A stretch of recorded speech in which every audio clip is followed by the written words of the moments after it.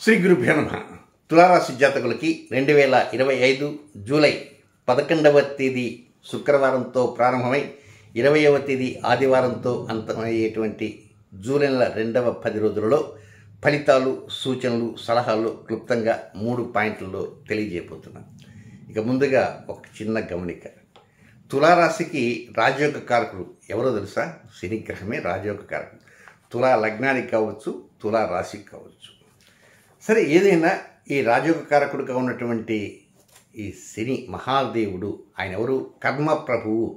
అలాంటి కర్మప్రభువు జూలై నెల 13వ తేదీ భారత కాలమాన ప్రకారం సాయంత్రం 4:01 ఆయన ముందుకు పోతున్న వాళ్ళ సడన్గా ఆగిపోయి వెనక్కి రివర్స్ తీసుకుంటాడు.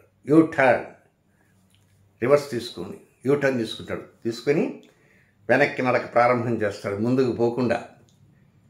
ఎన్ని రోజులు చేస్తాడు? 138 రోజుల పాటు ఆయన వెనక్కి నడుస్తాడు.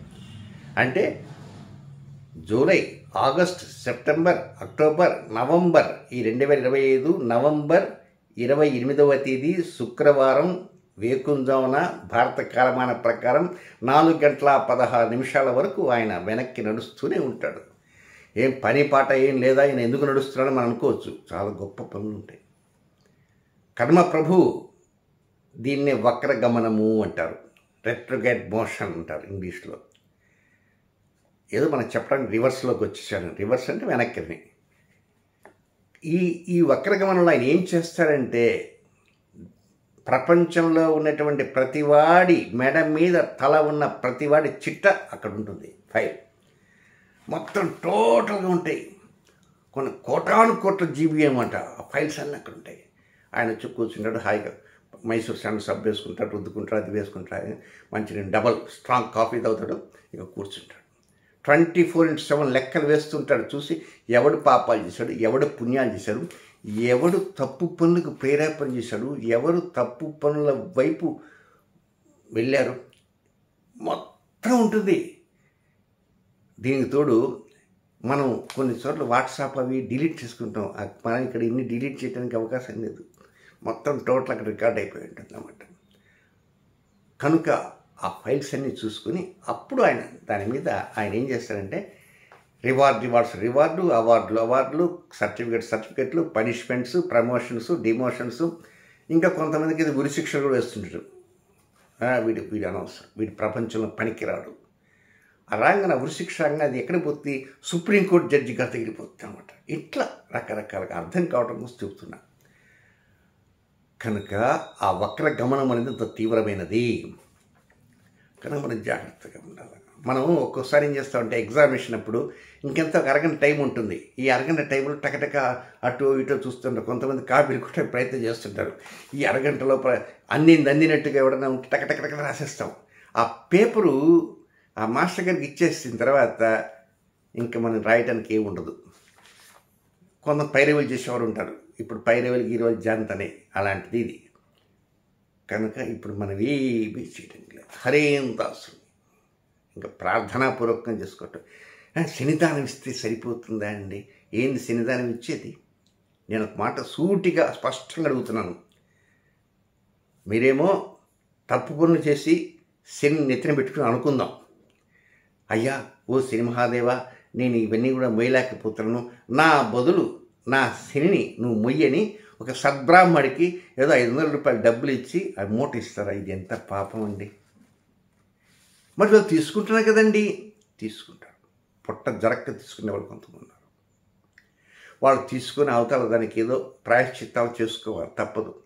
చేసుకునే వాళ్ళు ఉంటారు. నాకు తెలిసి కొంతమంది ఉన్నారు, unable to express in words, చెప్పలేము అంత నరకయాత్రలు. అలాంటి పనులు చేయకండి. వాళ్ళు చెప్తారండి, పండితులు చెప్తారు. ఒకవేళ మీరు ఎవరినై అలాంటి పండితుడికి ఇవ్వాలనుకో, అయ్యా నా శని నువ్వేం మోయినక్కర్లే, ఇది నేను ఒక 500 రూపాయలు 1000 రూపాయలు ఇస్తాను, దీంతో నీ కుటుంబం జరుపు అని చేస్తే అది పరోక్షంగా శని సంతోషిస్తాడు. పొట్టదరిని బ్రాహ్మణులు ఉంటారు. పొట్టదరిని ఒక బ్రాహ్మడే కాదు, ఎవరైనా ఆకలికి అలమటిస్తుంటాడు. అలాంటి వారికి ఇవ్వండి. మీరు ప్రయత్నం చేశారనుకో, కర్మ ప్రభు ఆనందిస్తాడు. అన్నం పెట్టడానికి కోసం ప్రయత్నం చేయాలి. అలా కాకుండా పూజ అనేటువంటి ఒక పేరుతోటి శమగ్నిస్కరశ్చర్ణస్తమత సూర్య సంవాత్ర ఆ శనిమంత్రం చెప్పగానే టక టక టక టక టక శని ఇచ్చేసి నమస్కారం పెట్టి కాలు మొక్కేసి వెళ్ళిపోతే పని అయిపోయింది అనుకుంటారు. కర్మ ప్రభు తాట తీస్తాడు. ఇది పండితులకు కోపం రావచ్చు నేనన్న మాట. ఇంకొక రకంగా కార్యక్రమాలు చేసి ఆ డబ్బులు సంపాదించుకోండి. కనుక వాళ్ళు చెప్పినంత మాత్రాన మీరు చేయవద్దు. సమస్యలు తీవ్రంగా ఉంటాయని మనం దృష్టికి తెచ్చుకోండి. పరోక్షంగా వారికి డబ్బులు ఇవ్వండి. ఈ శని మీరు భరాయించండి, మనకు భరాయించడానికే చాలా సమస్యలు వస్తున్నాయి. కనుక ఇది మొదటి పాయింట్. ఇక రెండవ పాయింట్ ఏమిటంటే, ఈ కుజకేతువుల సంఘర్షణ జూన్ నెలలో ప్రారంభమైంది. జూలై 28 పూర్తయిపోతుంది. ఇది పూర్తయిన మరుక్షణం నుంచి 4 రకాలైనటువంటి గ్రహ సంచారం ప్రారంభం కాబోతున్నాయి. ఏవేమిటంటే,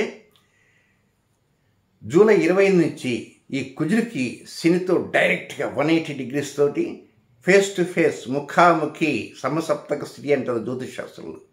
ఇక రెండవది అక్కడ రాహువు కూడా ఉంటాడు. రాహువుతోటి కుజుడికి షష్టాష్టకాలు అంటారు. అలాగే మూడవది ఏంటంటే ఈ కేతువుతో ఆ శనికి అక్కడ కూడా షష్టాష్టకాలు. నాలుగవది ఏంటంటే కేతువుకి కుజుడికి ద్విద్వాదశాలు.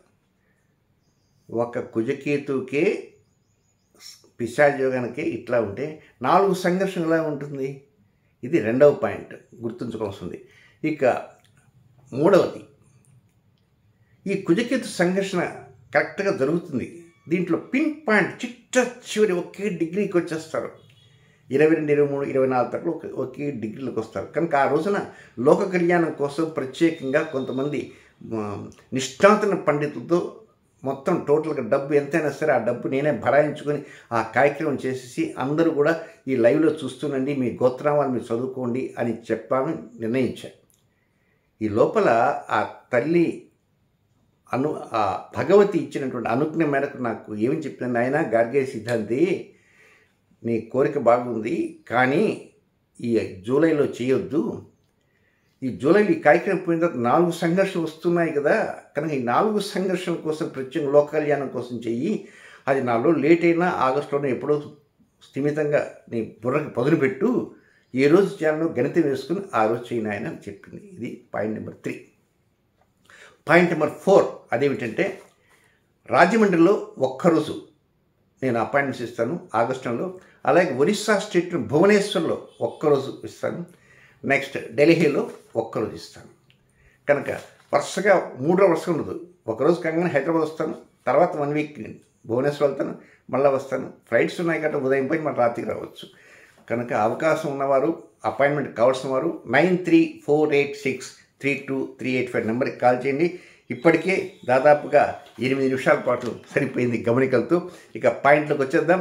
మొదటి పాయింట్, 11వ తేదీ ఉదయం నుంచి 13వ తేదీ సాయంత్రం 6:54 వరకు ఉన్నది. కొద్దిగా ఏదో సంతానం పైన గుర్రుగురుగా ఉంటాం కానీ, సంతానం మీ మీద గుర్రుగురుగా ఉంటాం కానీ, ఏదో ఉద్యోగంలో వ్యాపారంలో కొంచెం వెసలుబాటు తక్కువగా ఉన్నట్టు కానీ ఆరోగ్యంలో తక్కువగా ఉన్నట్టు అనిపిస్తుంటుంది. కనుక ఏదైనా సంతాన విషయాలపైన ఎక్కువ శ్రద్ధ చూపండి. సంతానం వల్ల ఏదో మనసులో కోరికలు ఉంటాయి. వివాహమో లేక ఉద్యోగమో లేక ఆరోగ్యమో లేక బంగారం కొనాలనో బట్టలు కొనుక్కోవాలనో డబ్బు ఉండకపోవచ్చో ఏదో ఉంటుంది. కనుక ఆ దిశగా మీ ఆలోచన చేయడానికి ప్రయత్నం అంటూ చేయాలి. ఇక సెకండ్ పాయింట్, 13వ తేదీ సాయంత్రం 6:54 నుంచి ప్రారంభమై 18వ తేదీ వేకుంజామున 3:40 అబ్బో ఇది దుమ్ము దులిపారేస్తుంటారు. ఎప్పటి నుంచి? 13వ తేదీ సాయంత్రం 6:54 నుంచి 18వ తేదీ వేకుంజామున 3:40 వరకు దుమ్ము దులపటమే. చక్కగా ఉంటుంది. దంపతులుగా ఉండేవారు ఉంటుంది, చాలా గొప్పగా ఉంటారు. దంపతులు ఉంటారు, అడుగుతుంటారు శ్రీమతి శ్రీవారిని అంటుంది, ఏముండయి శ్రావణ మాసం వచ్చేసింది, ఆషాఢం ఢమాకా పోయింది, శ్రావణం వచ్చేసింది. శ్రావణం వచ్చిందంటే బంగారము పట్టు చీర అది ఇది ఉంటుంది. అలాగే ప్రేమికులుగా ఉండేవారికి చక్కగా ఉంటుంది, వ్యాపార భాగస్వాములకి చక్కగా ఉంటుంది.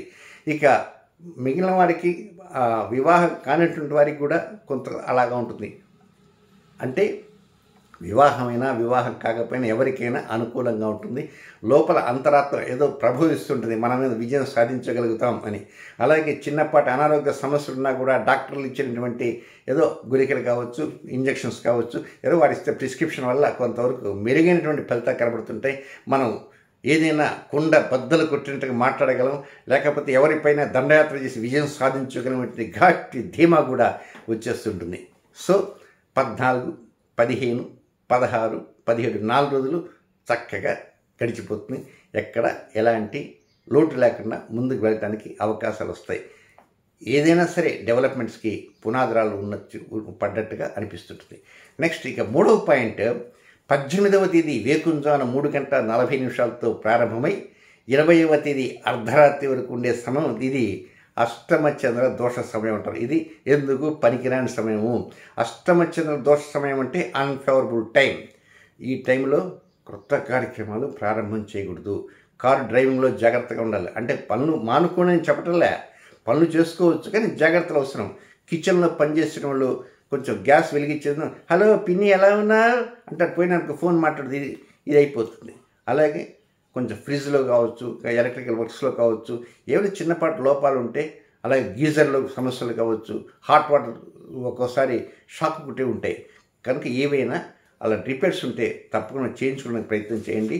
ఏమి ఆందోళన చెందాల్సిన అవసరం లేదు కానీ కొంచెం జాగ్రత్తలు మాత్రం అవసరంగా ఉండాలి కనుక అలాంటి జాగ్రత్తలపైన దృష్టి ఉంచడానికి ప్రయత్నం చేయండి. ఇక తులారాశిలో జన్మించినటువంటి జాతకులకి అంటే చిత్రా నక్షత్ర 3, 4 పాదాల్లో జన్మించినటువంటి జాతకులకి 18వ తేదీ అర్ధరాత్రి నుంచి ప్రారంభమై 19వ తేదీ అర్ధరాత్రి 12:37 వరకు అనుకూలమైన సమయం కాదు. ఎవరికది? చిత్ర 3, 4. స్వాతి నక్షత్రంలో జన్మించిన జాతకులకి 19వ తేదీ శనివారం అర్ధరాత్రి 12:37 నుంచి 20వ తేదీ ఆదివారం రాత్రి 10:53 వరకు వారికి అనుకూల సమయం కాదు. కానీ అది ప్రతికూల సమయం, రొటీన్ కార్యక్రమం చేసుకోవచ్చు. నెక్స్ట్ 3వ నక్షత్రం తులారాశిలో విశాఖ నక్షత్రం 1, 2, 3 పాదాల్లో జన్మించిన జాతకులకి ఈ 10 రోజుల్లో ఎలాంటి వ్యతిరేక సమయం అంటూ లేదు. బట్ 20వ తేదీ ఆదివారం రాత్రి 10:53 నుంచి 21వ తేదీ రాత్రి 9:07 వరకు అంటే నెక్స్ట్ 3వ 10 రోజుల్లో టైం చెబుతున్నాను కనుక ఈ 10 రోజుల్లో మాత్రం ఎక్కడ వ్యతిరేక సమయాలు ఏమీ లేవు. టోటల్గా తులారాశి జాతకులకు ప్రత్యేకంగా గమనిక ఏమిటంటే కర్మప్రభు ఆయన రివర్స్లోకి వచ్చేస్తున్నాడు కనుక ప్రతి విషయాన్ని జాగ్రత్తగా గమనిస్తూ కొంచెం ఇష్టదైవాన్ని ప్రార్థన చేసుకుంటూ ఉండండి. నేను మాత్రం రాజమండ్రిలో ఒక్కరోజు ఉంటాను, ఆగస్టులో భువనేశ్వర్లో ఒకరోజు ఉంటాను, న్యూఢిల్లీలో ఒకరోజు ఉంటాను కనుక అపాయింట్మెంట్ కావాల్సిన వారు సంప్రదించవచ్చు. ఫోన్ నెంబర్ 9348632385 ఈ నెంబర్కి కాల్ చేసి అపాయింట్మెంట్ తీసుకోవచ్చు. శుభం.